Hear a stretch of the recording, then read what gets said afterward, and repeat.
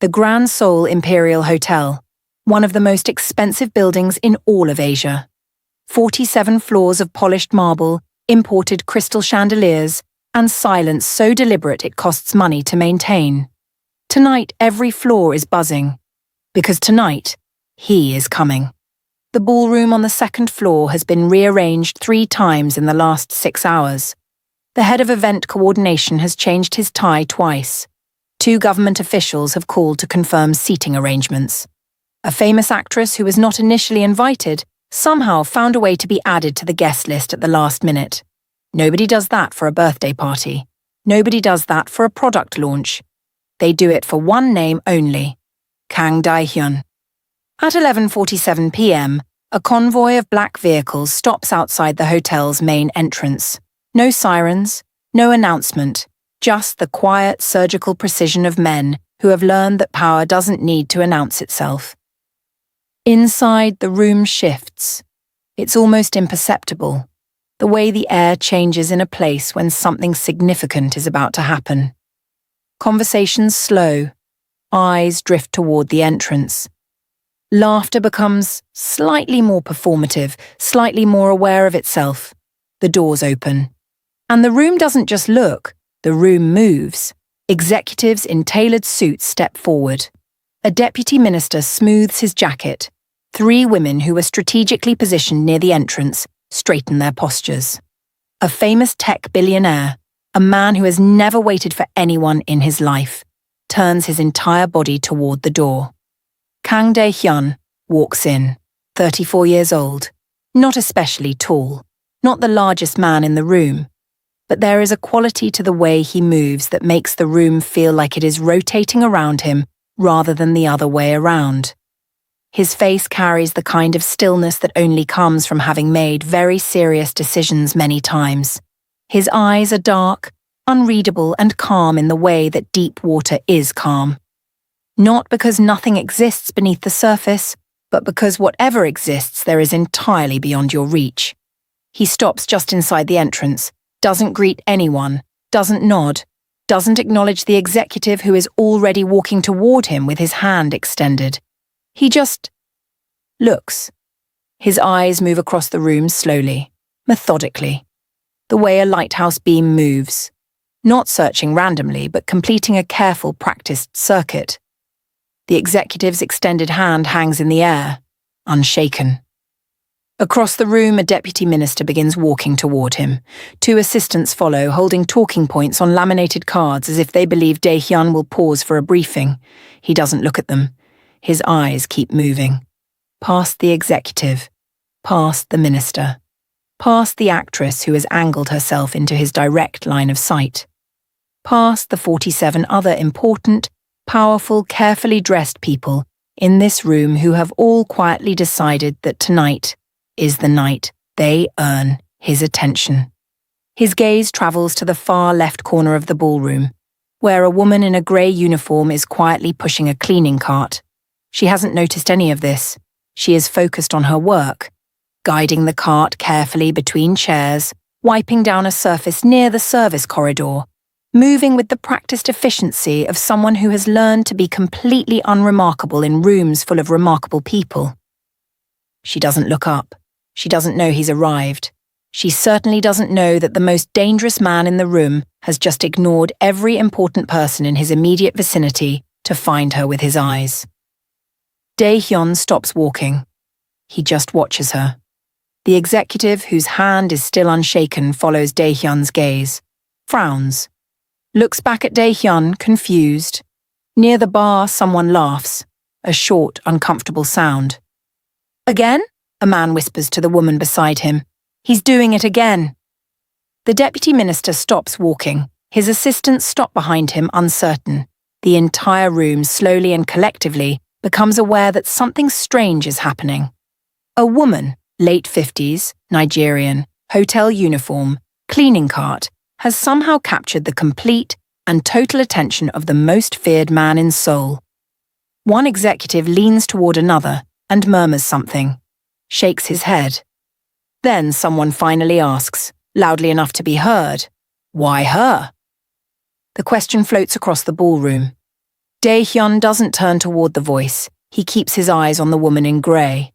And then, quietly, but in the particular silence that had descended on the room, clearly enough for everyone near him to hear, he says, "Because she's the only one I see." If you are already feeling something, if something in this story is pulling at you and you can't explain why, that is exactly the feeling this story is built around. Subscribe and stay. Because the answer to what he just said is going to change the way you think about memory, loneliness, and what it truly means to be seen. Her name is Neca Okafor. She is 57 years old. She was born in Enugu, in the southeastern part of Nigeria, in a house where her mother grew tomatoes in the backyard, and her father worked as a schoolteacher who believed, above all other things, that education was the only debt worth taking on in this life.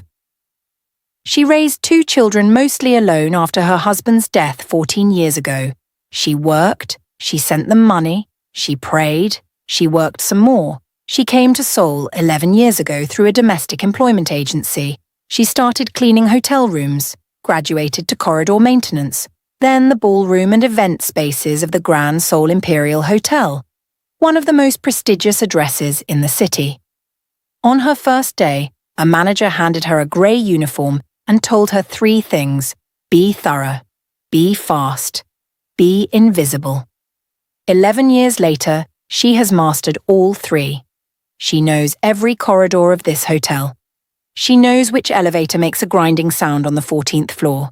She knows which plants need water on Tuesdays and which wealthy guest always leaves his room in complete disaster and which one leaves everything folded and neat and always leaves a small note of thanks. She is the only person on staff who knows these things, and nobody has ever asked her. She has walked past presidents. She has cleaned rooms the morning after meetings that determined international policy. She has pushed her cart through corridors while conversations worth billions of dollars happened 6 feet away from her. Nobody has ever stopped to learn her name. This is not a complaint. It is simply the shape of the life she has built. A life full of competence and invisibility in equal unremarkable measure. The first time Kang Daun noticed her, she didn't know it happened. Nearly 2 years ago, he was at the hotel for a private meeting. One of those gatherings that doesn't appear on any official schedule and that the hotel's management acknowledges only in the most careful, indirect terms. She had been called to clean a service corridor near the private meeting room. A guest had spilled something. She was doing her job. He walked past. She pressed herself against the wall, the automatic practice gesture of someone trained to take up no space, and waited for him and his security team to pass. He slowed.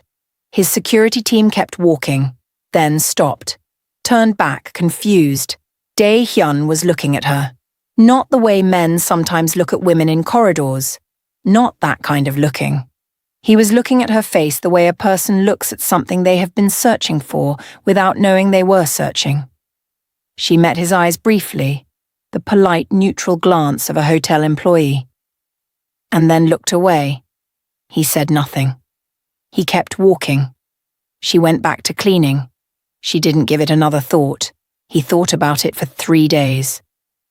3 years ago, Kang Daun survived an assassination attempt. The details of what happened that night are known only to 5 people on Earth, and none of them will ever speak of it publicly. What is documented in a private medical file, a file accessible to only a handful of people, is the following. Kang Daun sustained a traumatic brain injury.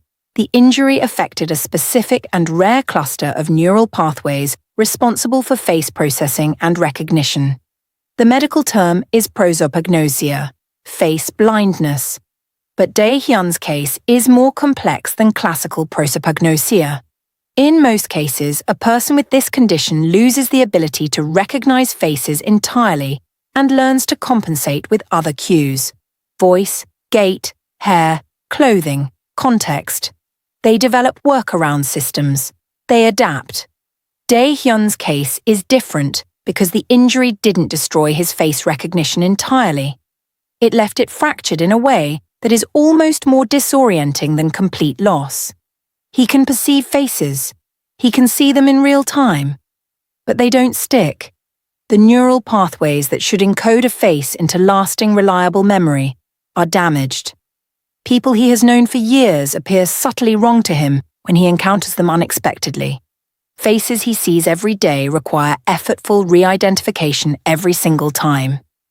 People he trusts completely, allies, bodyguards, advisors, occasionally trigger a split second of profound, disorienting unfamiliarity before his brain catches up using other cues. In a normal life, this would be manageable. In the life of a mafia boss, where correctly identifying who is in a room, who has changed their appearance, who is trying to impersonate someone trusted, who is a threat, it is potentially catastrophic. He has told only 2 people. His personal physician, Dr. Park, who manages his condition, and his most senior lieutenant, Lee Jun, who runs his daily operations and serves as his quiet anchor in rooms full of faces that don't hold. Everyone else believes he simply has an aloof personality, that he doesn't remember names out of disinterest, that he stares at people because he is intimidating them. The truth is he is often looking at a familiar person and experiencing them as a stranger. His world is a constant, quiet, invisible crisis. And then there is Neca. 18 months ago, he walked past a cleaning woman in a corridor, and his brain did something it hadn't done in over 3 years. It recognized her, not slowly, not with effort, not with the exhausting process of cross-referencing voice and posture and context. Instantly, completely. She was a stranger he had never met, and his brain held her face like it had known it forever. He didn't understand it. He walked away telling himself it was a fluke, some trick of lighting, some artifact of the specific angle. But 2 weeks later, he saw her again in a different corridor, from a different direction, under completely different lighting. And it happened again. Her face arrived in his mind clear and complete and immediate, the way faces are supposed to arrive for people whose brains work correctly. He stopped walking. He asked Lee Jun quietly, "That woman, the one with the cleaning cart, who is she?" Lee Jun looked, frowned. "A hotel cleaner? I'll have her checked." "Don't have her checked," he paused. "Just find out her name." Lee Jun came back 40 minutes later. Neca Okafor, Nigerian, 57 years old, 11 years with the hotel, no criminal record, no connections to anything on our radar. She's nobody. Dae-hyun said nothing. He was thinking about the fact that he had just recognized her face from 60 feet away, across a crowded lobby, without hesitation. When that morning, he had failed to immediately recognize his own driver of 7 years when the man changed his coat. She's nobody, the most powerful man in his world, the most feared, the most obsessively surveilled and protected, and the only face in his entire world that never disappeared, belonged to a 57-year-old hotel cleaner from Enugu. He didn't know what to do with that, so he did nothing. For weeks, he simply made sure he had reasons to be at the Grand Seoul Imperial Hotel. The problem with noticing someone who is trained to be invisible is that the noticing itself is disruptive. The first time Dae-hyun deliberately stopped to speak to Neca, she looked genuinely startled, not in a frightened way, but in the way of someone who has spent 11 years perfecting the art of frictionless passage through spaces and has suddenly become, unexpectedly, friction. He walked up to her cart, stopped. She looked up. "You're the one who cleans the East Corridor on weekday mornings," he said. "Not a question." She blinked. "Yes, sir. There's a crack in the baseboard near room 1407. Has been there for about 6 weeks. Maintenance hasn't fixed it." She stared at him, then looked at her clipboard, then back at him. "I reported it 3 times, sir." "I know. I asked the manager. He said it was low priority." Dae-hyun paused. "It's been fixed now." She didn't know what to say to that. "Your cart needs a new wheel," he added. "The front right one is dragging." She looked down at the cart. It was true. She'd been compensating for it unconsciously for 2 weeks. Nobody had noticed. He had noticed. She looked up at him. This man that every person in this building walked around like he was a weather system. And said very carefully, "Thank you, sir." He nodded. And then, to her complete bewilderment, he asked, "Do you enjoy this work?" She considered lying. She considered the polished, invisible answer, "Yes, sir, very much, sir." That would end the conversation fastest. Instead, she heard herself say, "Some days I do. Some days it is just what I do." He looked at her for a moment. "That's honest," he said. "I didn't mean to be impolite." "You weren't." He turned to leave, then stopped. "What's your name?" "Neca, sir." He turned back to face her, and he said her name once quietly, as if he was placing it somewhere specific. "Neca." He left. She stood there for a full 30 seconds afterward, staring at the space he had vacated, trying to understand what had just happened. Behind her, a junior staff member who had witnessed the exchange came rushing over, eyes wide. "Do you know who that was?" "I know who he is," she said. "He knows your name." She looked down at her cart. "He also knows about my wheel," she said, and kept pushing. In the world that Kang Daun inhabited, nothing went unnoticed. He had enemies who paid people specifically to notice things. He had rivals who built entire intelligence operations around mapping his behavior for patterns and weaknesses. And his behavior had developed a very noticeable pattern. He found reasons to visit the Grand Seoul Imperial Hotel far more frequently than business required. When he was there, he moved through rooms with the fixed purposefulness of a man executing a plan, until his eyes found Neca, at which point his entire body relaxed in a way that his associates, who had known him for years, had never seen before.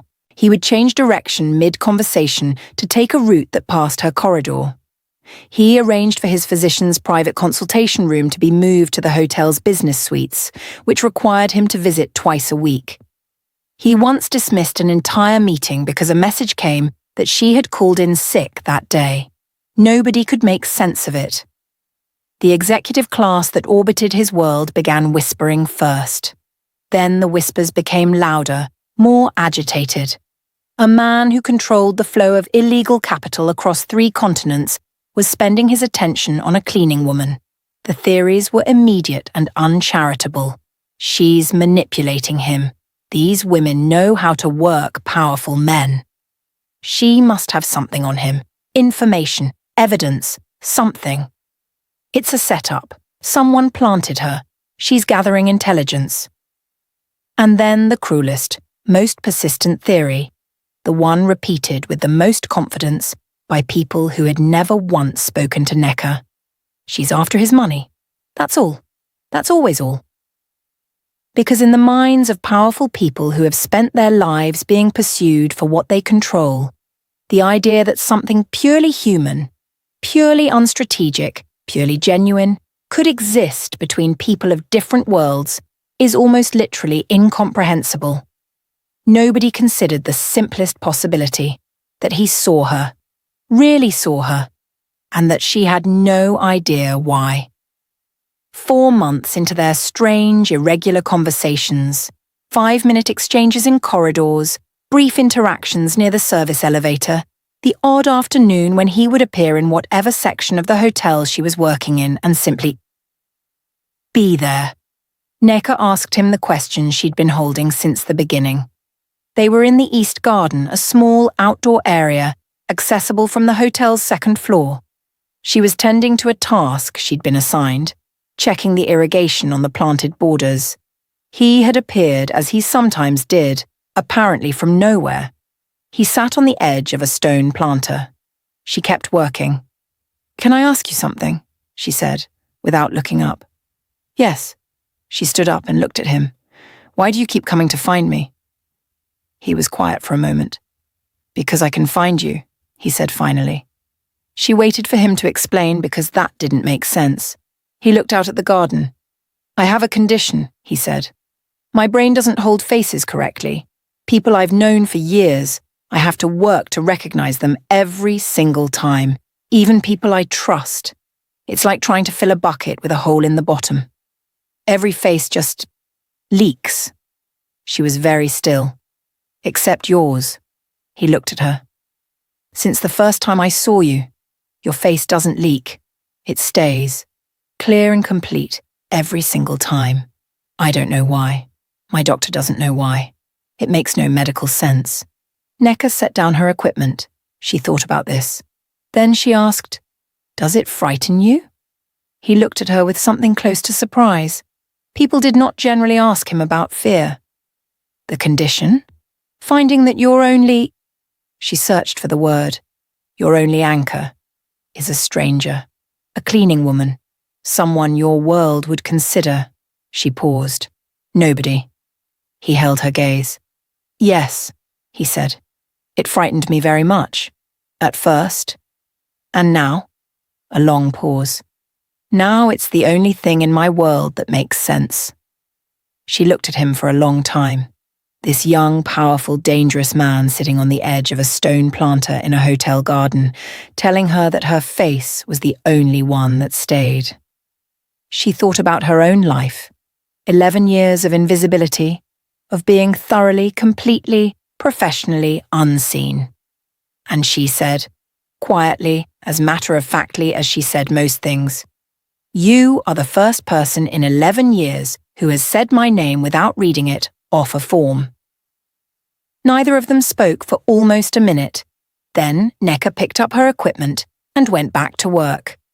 And Dae-hyun sat on that planter for a long time after she left, thinking about a woman who had spent 11 years being invisible and a man who had spent 3 years being unable to see, and the unbearable, obvious symmetry of the two of them finding each other in a hotel corridor. The world did not respond gently to things it could not understand. The first media story appeared 6 weeks later. Someone had taken a photograph, long lens, taken from a building across the street, of Dae-hyun and Neca in the garden. The image showed them from a distance. Him seated, her working. The headline read, "Kang Dae-hyun's secret obsession. Who is the mysterious woman?" Within 48 hours, Neca Okafor had become an international news story. Her photograph was everywhere. People who had worked alongside her for 11 years were suddenly being interviewed, breathlessly, urgently, about a woman they admitted, with remarkable consistency, they had barely noticed. The irony of this was not lost on Neca. She had spent 11 years being invisible, and now the entire world was staring at her face, trying to understand why the most feared man in Korea couldn't stop staring at it. What followed was not kind. A prominent businesswoman who had been pursuing Dae-hyun's attention for 2 years hired investigators to compile a report on Neca. The report, which found nothing damaging, was leaked to media outlets anyway, with strategic framing that implied there was something suspicious in the very lack of anything suspicious. 3 of his rivals independently concluded that Neca must be an intelligence asset, someone placed to gather information. They began surveilling her. One sent men to follow her home. The hotel management, caught between protecting an employee and not antagonizing the most powerful man in their most important client's world, managed to do both incompetently and achieved neither. Dr. Park, Dae-hyun's physician, formally requested to run a series of neurological tests with Neca present, wanting to study the anomaly. Neca politely declined. Nobody had asked her. She learned of the request the way she learned of most things in her life, through corridors, through fragments, through being the last person anyone thought to inform directly. She walked into Dae-hyun's temporary office at the hotel that evening. She set her cleaning cart outside. She knocked on the door. He looked up. "Your doctor wants to study me," she said. "I know." I told him no. She looked at him. "You didn't tell me he'd asked."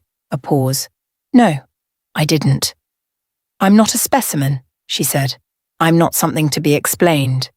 "I know that." "Then act like it." She left. He sat in his office for a long time. He had spent 3 years being the person who made decisions for everyone around him. He had forgotten, or perhaps never fully learned, that you cannot be the person who sees someone truly and also the person who makes their decisions for them. Seeing someone is not owning them. He sent her a message through Lee Jun the next morning.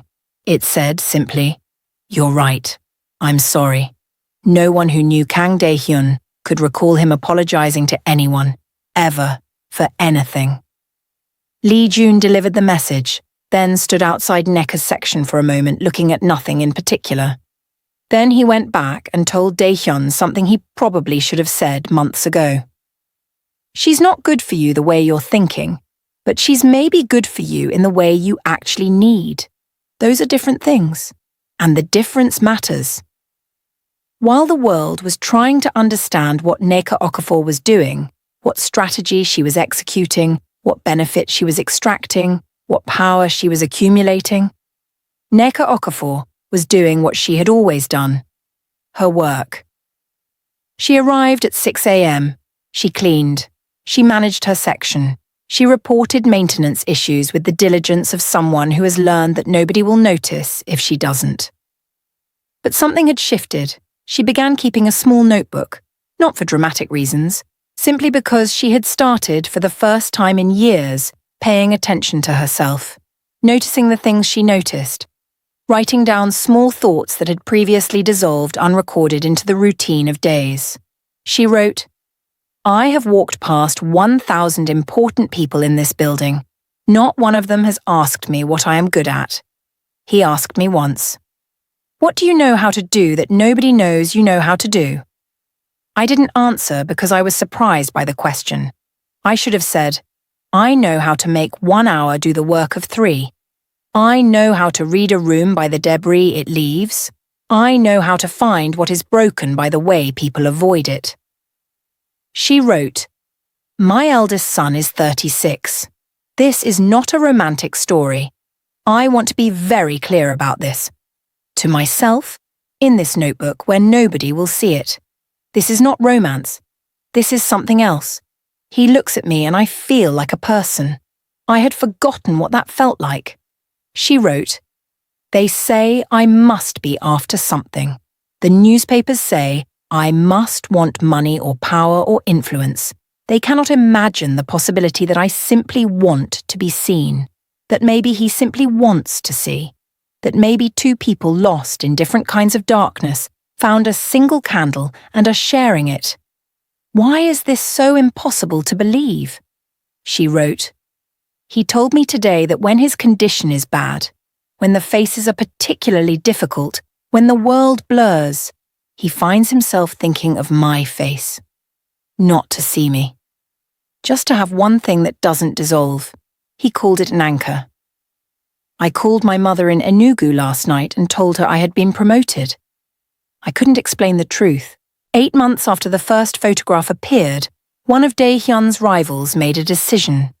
If Neca Okafor was Kang Daehyun's anchor, then removing her was the same as removing the anchor. 3 men, a car near the staff exit, a specific evening when they'd confirmed through surveillance that she worked late, what they had not anticipated, because nobody in Daehyun's world ever fully anticipated it, was Lee Jun. Lee Jun had been quietly managing Neca's proximity to Daehyun for months, not to control her, but because Daehyun, for the first time in 3 years, had something to lose beyond resources and power. And Lee Jun was a man who understood, professionally, what that meant. The 3 men never reached the staff exit. Neca never knew it had happened. But when Daehyun was told, sitting in his vehicle 20 minutes after the incident was resolved, he sat very still for a very long time. Then he asked Lee Jun to arrange something. They met in the hotel garden again. His choice, her comfort zone. He told her everything. The assassination attempt, the condition, the 3 years of faces leaking away like water, the isolation of being constantly surrounded by people and recognizing almost no one with certainty, The specific, unnameable terror of sitting in a room full of allies and experiencing them as potential strangers. He told her about the night she first walked past him in the corridor. He told her that her face had arrived in his mind with a clarity that he had spent 3 years forgetting was even possible. He told her about the attempt on her life. She deserved to know. She listened to all of this without interruption. When he finished, she was quiet for a long time. Then she said, "I need to tell you something." He waited. "My husband," she said. "His name was Neca. He died 14 years ago. A small stroke. Very quick. We didn't know it was coming." "I'm sorry," he said. "He had a condition too." She looked out at the garden. "Not the same as yours, but a condition of the brain. He struggled sometimes to recognize faces, his own family members sometimes. We didn't understand it fully. We were in Enugu. The medical resources were not what they are here. But I learned over the years how to help him." She paused. "I learned to be consistent. The same coat, the same spot in a room, the same angle when he came through the door. Small things, so that he would always find me quickly, so that in a room full of confusion, I was always the easiest thing to find." Daehyun was very still. "I did it for 14 years, she said. "It became automatic. The way I stand, the way I position myself in a space, the way I stay consistent. I didn't realize I was still doing it until you told me what you told me, and then I understood." She turned to look at him. "I am not special to your brain," she said. "Not magically, not supernaturally. Your brain recognizes me because I move through the world in a way that is designed, unconsciously, out of habit, out of love for a man who has been gone for 14 years, to be easy to recognize. I hold still. I stay consistent. I don't change angles or shift contexts rapidly. I plant myself in a space and I stay there." She held his gaze. "You're not seeing something supernatural. You're seeing the echo of what I learned to be for someone else." The garden was silent. Daehyun looked at this woman. 57 years old, spent half her adult life learning to be a fixed point in a blurring world. For a man who was gone, and then walked, entirely without knowing it, into the life of another man for whom the world was also blurring, carrying all of that, invisibly, in a grey uniform, through corridors full of people who never asked her name. He said nothing for a very long time, and when he finally spoke, his voice was different than she had ever heard it. "You've been doing that all this time, carrying that, for someone who isn't even here. We carry what love teaches us," she said simply. "We don't always know we're still carrying it." He looked at his hands. "I've been in rooms full of people my whole adult life," he said quietly. "And the only time I've felt genuinely located in a room, actually present, actually real, has been when I can see you." She looked at him. "I know," she said. "I think I've known for a while." "That's not just the neurology." "No," she agreed. "It's not just the neurology." "Then what is it?" She thought about it for a long moment. "Loneliness calls to loneliness," she said finally. "Across every kind of distance, across age and power and money and all of the things the world uses to separate people, you were invisible inside your visibility. I was invisible inside my invisibility, and somehow we ended up in the same corridor." He was quiet.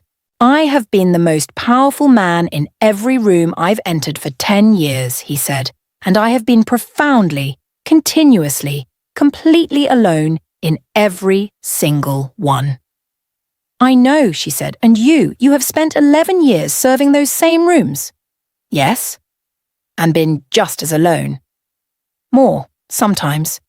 He looked at her, and for the first time in their entire complicated, impossible, scrutinized story, he said the thing that neither of them had been able to say, and that no one watching from the outside had been able to understand. "I see you, Neca.